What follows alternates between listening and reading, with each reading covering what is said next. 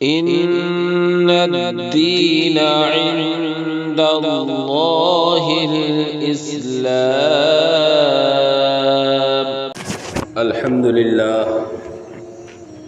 لله رب العالمين، والصلاة والسلام على سيد الأنبياء والمرسلين وعلى آله وأصحابه أجمعين. أما بعد، فأعوذ بالله من الشيطان الرجيم. بسم الله الرحمن الرحيم. هو الذي بعث في الأميين رسولا منهم يتلو عليهم آياته ويزكيهم ويعلمهم الكتاب والحكمة وإن كانوا من قبل لفي ضلال مبين. صدق الله العلي العظيم. وقال عليه الصلاة والسلام: لا يؤمن أحدكم حتى أكون أحب إليه من والده وولده والناس أجمعين، أو كما قال نبينا صلی اللہ علیہ وسلم. محترم بزرگوں، بھائیوں،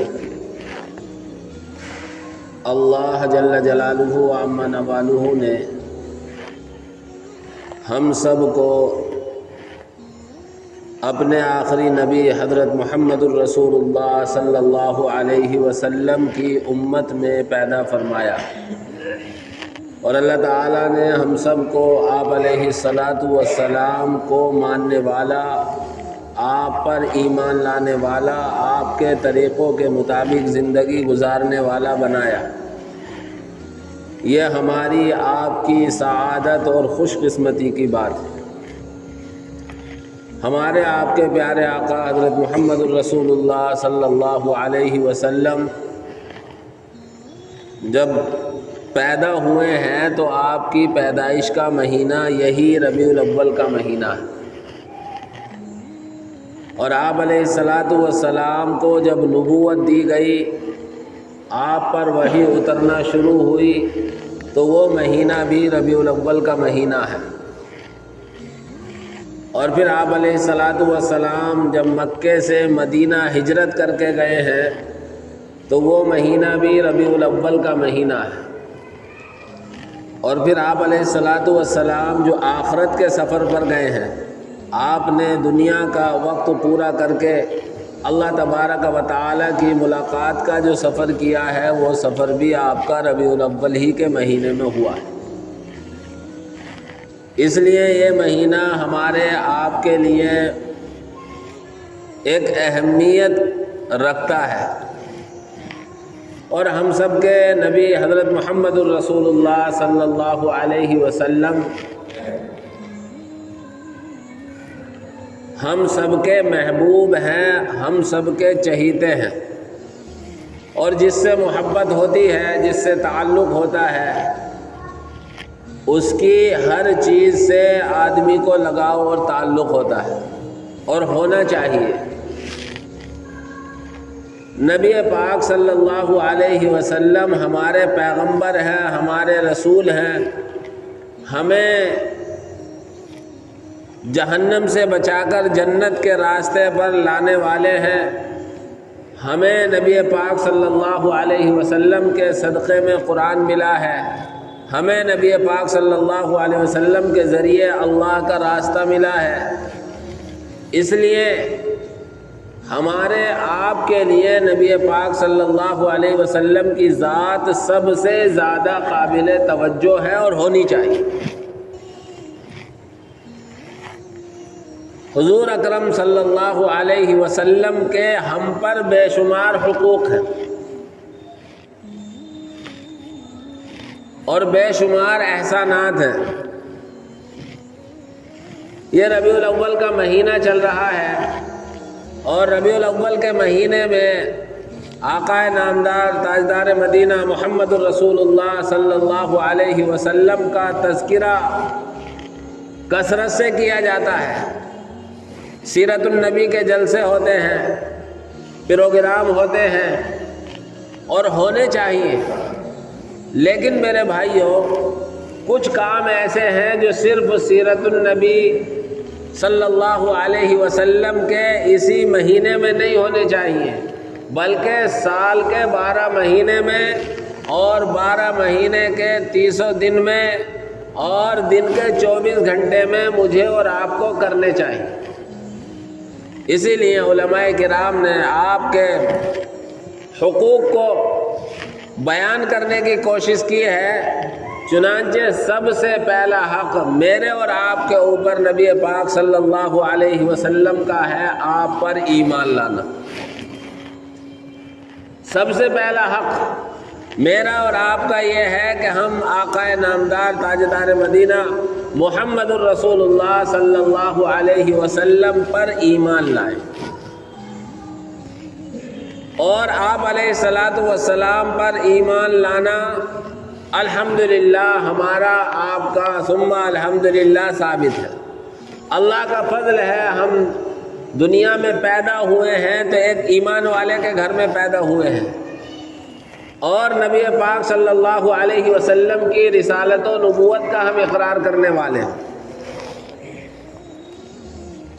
آپ علیہ الصلاۃ والسلام کے امتی ہونے پر ہمیں آپ کو فخر ہے اور ہونا چاہیے۔ اس لیے ہر انسان کا سب سے پہلا کام اور سب سے پہلی ذمہ داری یہ ہے کہ وہ حضرت محمد الرسول اللہ صلی اللہ علیہ وسلم پر ایمان لائے، آپ علیہ الصلاۃ والسلام کو اللہ کا آخری پیغمبر اور اللہ کا آخری رسول یقین کرے، اور ایمان لانے کے بعد دوسرا حق ہم پر اور پوری انسانیت پر یہ ہے کہ آپ علیہ الصلاۃ والسلام سے محبت کی جائے، آپ علیہ الصلاۃ والسلام سے محبت کریں۔ چنانچہ قرآن و احادیث میں حضرات صحابہ کرام رضوان اللہ تعالی علیہم اجمعین کے بے شمار محبت کے واقعات موجود ہیں، اور صحابہ اور صحابہ کے بعد تابعین نے نبی پاک صلی اللہ علیہ وسلم سے محبت کرنے کا حق ادا کیا ہے، اور بتایا ہے کہ آپ علیہ الصلاۃ والسلام سے محبت کس چیز کا نام ہے، اور خود نبی پاک صلی اللہ علیہ وسلم نے اپنی احادیث میں اپنی محبت کو ایمان کے تکمیل کا ذریعہ بتلایا ہے۔ جب تک نبی پاک صلی اللہ علیہ وسلم سے محبت نہ ہو، جب تک آپ علیہ الصلاۃ والسلام سے ہماری آپ کی جو نسبت ہے وہ محبت والی نہ ہو، تو ہم کامل ایمان والے نہیں ہو سکتے۔ چنانچہ بخاری اور مسلم کی روایت ہے، اللہ کے نبی فرماتے ہیں تم میں سے کوئی بھی اس وقت تک پکا اور سچا مومن نہیں ہو سکتا یہاں تک کہ میں تمہارے نزدیک تمہاری اولاد، تمہارے ماں باپ اور تمام دنیا کی ساری چیزوں سے زیادہ محبوب نہ ہو جاؤں۔ یعنی ایک ایمان والے کے یہاں اگر کوئی چیز محبت کے قابل ہے، کوئی چیز محبوب بنائے جانے کے قابل ہے، تو وہ سب سے پہلا درجہ میرے اور آپ کے پیارے نبی حضرت محمد الرسول اللہ صلی اللہ علیہ وسلم کا ہے۔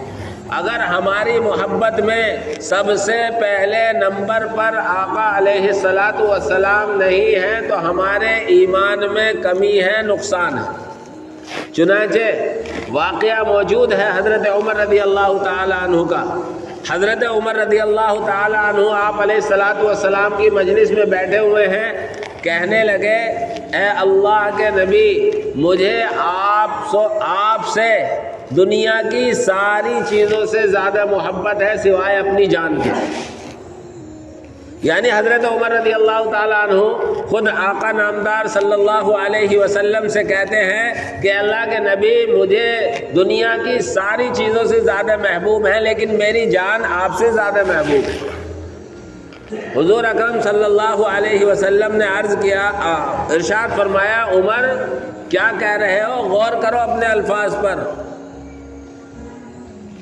تھوڑی دیر حضرت عمر رضی اللہ تعالیٰ عنہ نے اپنا سر جھکایا اور کہنے لگے اے اللہ کے نبی، اب مجھے دنیا کی ہر چیز سے زیادہ آپ محبوب ہیں، یہاں تک کہ آپ مجھے میری جان سے بھی زیادہ محبوب ہیں۔ اس وقت اللہ کے نبی نے فرمایا، حدیث کے الفاظ ہیں، الآن یا عمر، عمر اب تمہارا ایمان مکمل ہوا ہے۔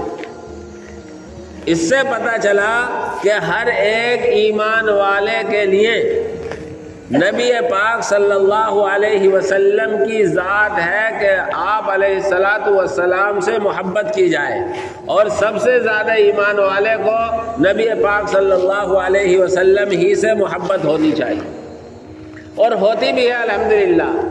اس محبت کا ظہور ہر وقت نہیں ہوتا، جب کبھی دو محبتوں کا مقابلہ ہوتا ہے اس وقت میں اللہ اور اس کے رسول کی محبت کا مقابلے میں جب ظاہر ہوتی ہے، اور وہ کیسے؟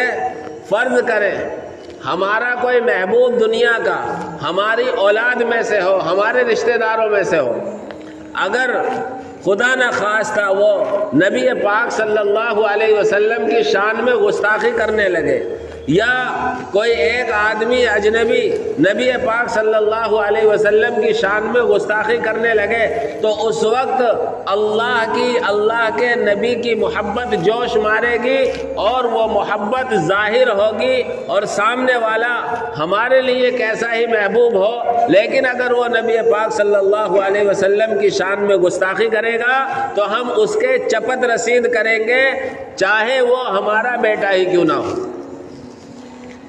یہاں جب مقابلہ ہوا ہے محبت کا، تب اندازہ ہوتا ہے کہ اللہ کے نبی کی محبت ہمیں دنیا کی ہر چیز سے زیادہ ہوتی ہے۔ اور اگر کسی کی یہ صورتحال نہ ہو، کسی کے دل میں یہ اس طرح کی کیفیت پیدا نہ ہو، تو پھر اسے اپنے ایمان کے بارے میں سوچنا چاہیے، اسے غور کرنا چاہیے کہ آقا علیہ الصلاۃ والسلام کی شان میں کوئی گستاخی کر رہا ہو، آقا علیہ الصلاۃ والسلام کی شان میں کوئی نازیبا الفاظ کہہ رہا ہو، اور ہمارا ایمان انگڑائی نہ لے، ہمارا دل تلملائے نہ، تو پھر ہمارے ایمان میں کھوٹ۔ اس لیے دوسرا حق یہ ہے کہ آپ علیہ الصلاۃ والسلام سے محبت کی جائے۔ ہر ایک انسان پر ضروری اور لازم ہے کہ سب سے پہلے نبی پاک صلی اللہ علیہ وسلم پر ایمان لائے، تو گویا پہلا حق آپ علیہ الصلاۃ والسلام پر ایمان لانا ہے۔ دوسرا حق، ایمان لانے کے بعد دنیا میں سب سے زیادہ محبوب، سب سے زیادہ پسندیدہ اگر کوئی ذات ہو تو وہ نبی پاک صلی اللہ علیہ وسلم کی ذات ہو۔ آپ کے مقابلے میں دنیا کی ساری چیزیں ایک طرف اور آپ علیہ الصلاۃ والسلام کی ذات ایک طرف، جیسا کہ حضرت عمر رضی اللہ تعالی عنہ کے واقعے سے معلوم ہوتا ہے۔ اور تیسری چیز، نبی پاک صلی اللہ علیہ وسلم کی پیروی کی جائے۔ تیسرا حق میرے اور آپ کے اوپر نبی پاک صلی اللہ علیہ وسلم کا یہ ہے کہ آپ کا اتباع کیا جائے، آپ کی پیروی کی جائے، آپ کے اقوال میں، آپ کے افعال میں، آپ کے رہن سہن میں، اور آپ سے تعلق رکھنے والی ساری چیزوں میں آپ کی پیروی اور آپ کا اتباع کیا جائے۔ میرا دنیا کا کوئی کام ہے تو میں دیکھوں کہ اس میں میرے محبوب حضرت محمد رسول اللہ صلی اللہ علیہ وسلم کا کیا طریقہ ہے۔ دیکھیے، یاد رکھیں، جب کسی سے محبت ہو جاتی ہے تو اس کی ہر ادا انسان کو بھاتی ہے۔ پہلے سب سے پہلے تقاضا ایمان کا ہے، آپ پر ایمان لایا جائے۔ دوسرا تقاضا اور دوسرا حق یہ ہے کہ آپ سے محبت کی جائے۔ جب آپ سے محبت ہو جائے گی تو تیسرا تقاضا یہ ہوا کہ آپ علیہ الصلاۃ والسلام کی پیروی کی جائے، آپ علیہ الصلاۃ والسلام کی اقتداء کی جائے۔ چنانچہ صحابہ کرام رضوان اللہ تعالی علیہم اجمعین کے کتنے ایسے واقعات ہیں کہ آپ علیہ الصلاۃ والسلام کی پیروی کے لیے، آپ علیہ الصلاۃ والسلام کے اتباع کے لیے انہوں نے دنیا کی چیزوں پر لات مار دی، اور آپ علیہ الصلاۃ والسلام کی سنت کو، آپ کے طریقے کو اپنایا ہے، اور دنیا کی ساری رسم و رواج کو چھوڑا ہے۔ رستم کے دربار میں ایک صحابی جاتے ہیں قاصد بن کر، اور رستم کے دربار میں ان کی جب میزبانی ہوتی ہے، وہ کھانا کھاتے ہوئے ہوتے ہیں، لقمہ ان کا لقمے میں سے کھانے کے کچھ حصے گر جاتے ہیں، وہ لقمہ کھا کر گرے ہوئے حصوں کو دسترخوان سے اٹھا کر کھاتے ہیں۔ بہت سے لوگ وہاں شاہی دربار میں دسترخوان پر ہیں، ان سے کہتے ہیں آپ کیا یہ حرکت کر رہے ہیں؟ شاہی دربار میں شاہی دسترخوان پر آپ گرا ہوا کھانے کا ٹکڑا اور ریزہ اٹھا کر کھائیں گے؟ یہ ہوتی ہے محبت اور یہ ہوتا ہے اتباع۔ حضرت وہ صحابی کہتے ہیں اَأَتْرُكُ سُنَّةَ خَلِيلِي لِهَؤُلَاءِ الْحُمَقَاءِ، کیا میں ان بیوقوفوں کی وجہ سے اپنے خلیل حضرت محمد الرسول اللہ صلی اللہ علیہ وسلم کی سنت کو چھوڑ دوں؟ شاہی دسترخوان ہے، وہاں موجود ہے، لیکن لقمہ گر گیا۔ نبی کی سنت یہ ہے کہ اگر لقمے سے کچھ گر جائے تو اس کو اٹھا کر کھا لو۔ اس سنت پر عمل کر رہے ہیں۔ اعتراض کرنے والا اعتراض کر رہا ہے کہ آپ شاہی دسترخوان پر یہ کیا کر رہے ہیں؟ آپ علیہ الصلاۃ والسلام کی سنت کی اہمیت، آپ کے اتباع کی اہمیت، آپ کی پیروی کی اہمیت ان صحابی نے بیان کی۔ کہتے ہیں اَأَتْرُكُ سُنَّةَ خَلِيلِي لِهَؤُلَاءِ الْحُمَقَاءِ، کیا ان بیوقوفوں کی وجہ سے میں اپنے محبوب کی سنت چھوڑ دوں گا؟ ایک صحابی نے اپنا مکان تھوڑا اونچا بنا لیا، اللہ کے نبی صلی اللہ علیہ وسلم کا ادھر گزر ہوا، آپ علیہ الصلاۃ والسلام نے دیکھا یہ مکان کس کا ہے؟ کسی نے بتایا فلاں کا ہے۔ آپ کو ناگواری ہوئی۔ اگلے دن وہ صحابی آپ کی مجلس میں جاتے ہیں، دیکھا آپ علیہ الصلاۃ والسلام ناراض ہیں۔ پتہ چلا آپ علیہ الصلاۃ والسلام میرے گھر کی طرف گئے تھے اور آپ نے یہ مکان دیکھا تھا، ایک گنبد بنا ہوا تھا، اس کو دیکھا تھا اور معلوم کیا تھا کہ یہ کس کا ہے۔ ان صحابی کو معلوم ہوا کہ شاید آپ علیہ الصلاۃ والسلام اسی وجہ سے ناراض ہیں، آپ سے پوچھا نہیں بلکہ مجلس سے اٹھ کر گئے اور جا کر اس گنبد کو گرا دیا، اور گنبد کے گرانے کے بعد بتایا تک نہیں۔ آپ علیہ الصلاۃ والسلام کا دوسرے موقع پر ادھر کو گزر ہوا، تب دیکھا آپ علیہ الصلاۃ والسلام نے خوشی کا اظہار فرمایا۔ یہ ہے نبی پاک صلی اللہ علیہ وسلم کا اتباع، یہ ہے نبی پاک صلی اللہ علیہ وسلم کی پیروی۔ ایک صحابی ایک چادر اوڑھے ہوئے ہیں گیروے رنگ کی، مرد کے لیے اس طرح کا رنگ استعمال کرنا مناسب نہیں، جائز نہیں، آپ نے ناپسندیدگی کا اظہار کیا۔ ان صحابی نے اس چادر کو اٹھایا اور جلا دیا۔ جلانے کے بعد مجلس میں آئے، آپ نے پوچھا چادر کا کیا کیا؟ اے اللہ کے نبی میں نے تو وہ جلا دی۔ آپ نے فرمایا گھر میں کسی عورت کو دے دیا ہوتا، لیکن ان صحابی کو یہ گوارا نہیں کہ کوئی چیز نبی پاک صلی اللہ علیہ وسلم کو ناپسند ہو اور ہمارے بدن پر ہو۔ اس لیے ایمان سب سے پہلا حق اور تقاضا ہے، دوسرا محبت تقاضا ہے، اور تیسرا محبت میں آپ علیہ الصلاۃ والسلام کی پیروی تقاضا ہے۔ اور آپ علیہ الصلاۃ والسلام کی پیروی، آپ علیہ الصلاۃ والسلام کا اتباع آپ کی پسند کے مطابق ہوگا، میری اور آپ کی پسند کے مطابق نہیں ہوگا۔ مجھے اور آپ کو تو شیطان پٹی پڑھائے گا، اور کتنے لوگوں کو شیطان نے پٹی پڑھا رکھی ہے کہ جھنڈے لگا لو، بڑے بڑے جھنڈے لے آؤ، کمپنیوں کا بھی فائدہ ہو جائے گا، گنبد خضرا کی تصویر لگا لو، لا الہ الا اللہ محمد الرسول اللہ کا جھنڈا لگا لو، اور جھنڈا لگانے سے جنتی بن جاؤ گے، نبی پاک صلی اللہ علیہ وسلم کا حق ادا ہو جائے گا۔ میرے بھائیوں، ایسا نہیں ہو سکتا ہے۔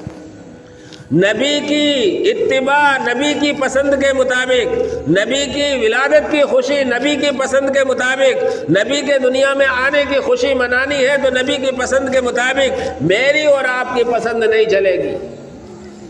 اور آپ علیہ الصلاۃ والسلام کا حق یہ ہے سب سے پہلا کہ آپ پر ایمان لایا جائے، دوسرا حق یہ ہے کہ آپ سے محبت کی جائے، تیسرا حق یہ ہے کہ آپ کا اتباع اور آپ کی پیروی کی جائے۔ کسی چیز کو نبی منع کر رہے ہو، کسی چیز کو نبی نے ناپسند کیا ہو، اور ہم نبی کی ولادت کی خوشی میں اس کام کو کر رہے ہیں، کیسا ہو جائے گا؟ ہم اعلان کر رہے ہو نبی کا دامن نہیں چھوڑیں گے، لیکن ظہر غائب.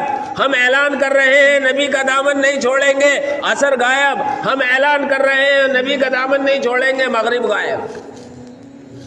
ارے نبی کا اتباع، نبی کی پیروی تو نبی کے نواسے سے سیکھو.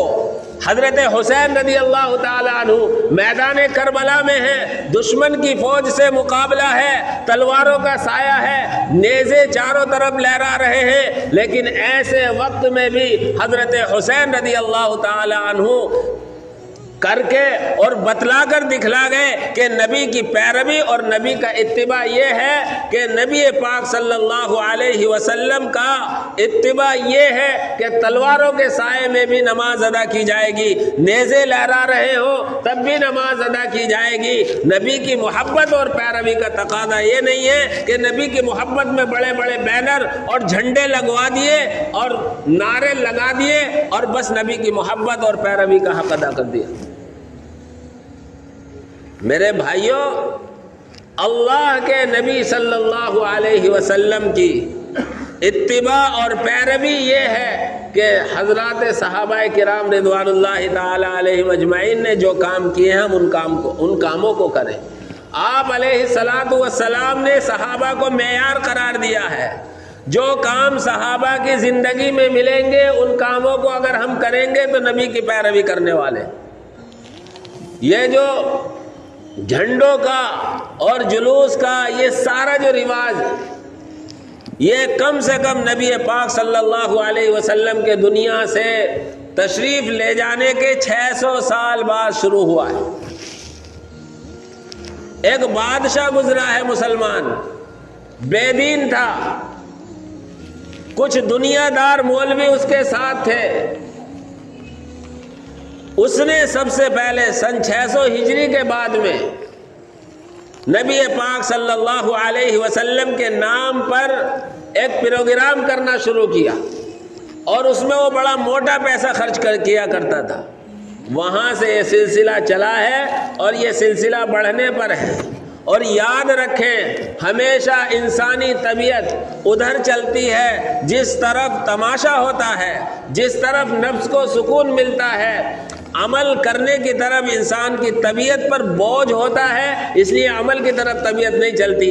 ابھی میں آپ سے نعرے لگواؤں، سب ہاتھ اٹھا کر نعرے لگانے لگیں گے، لیکن اگر عمل کی بنیاد پر کسی کام کو کہا جائے، عمل کرنے کے لیے کہا جائے تو ان میں سے 10 بھی تیار نہیں ہوں. تماشے کی طرف انسان کی طبیعت بھاگتی ہے. آج ہمیں شیطان نے تماشے کی طرف لگا دیا اور نبی کا جو اصل پیغام تھا، نبی پاک صلی اللہ علیہ وسلم جو پیغام دے کر گئے ہیں، جو پیغام لائے تھے اور آپ کے صحابہ نے اس پیغام کو اپنے بعد تک کے لوگوں کے لیے اور بعد کے لوگوں نے ہم تک پہنچایا، اس کو ہم نے پسے پش ڈالا. اس لیے آپ کا اتباع بھی آپ علیہ الصلاۃ والسلام کے طریقے کے مطابق کیا جائے. پہلا حق میں نے بیان کیا آپ پر ایمان لانا، دوسرا حق آپ علیہ الصلاۃ والسلام سے محبت رکھنا، اور تیسرا حق آپ کی پیروی کرنا. علماء نے 10 حق بیان کیے ہیں، انشاءاللہ 7 حق آئندہ جمعے میں اللہ مجھے بھی آپ حضرات کو بھی آپ علیہ الصلاۃ والسلام پر حقیقی ایمان، آپ سے حقیقی محبت اور آپ کا حقیقی اتباع نصیب فرمائے. آمین. وآخر دعوانا الحمدللہ.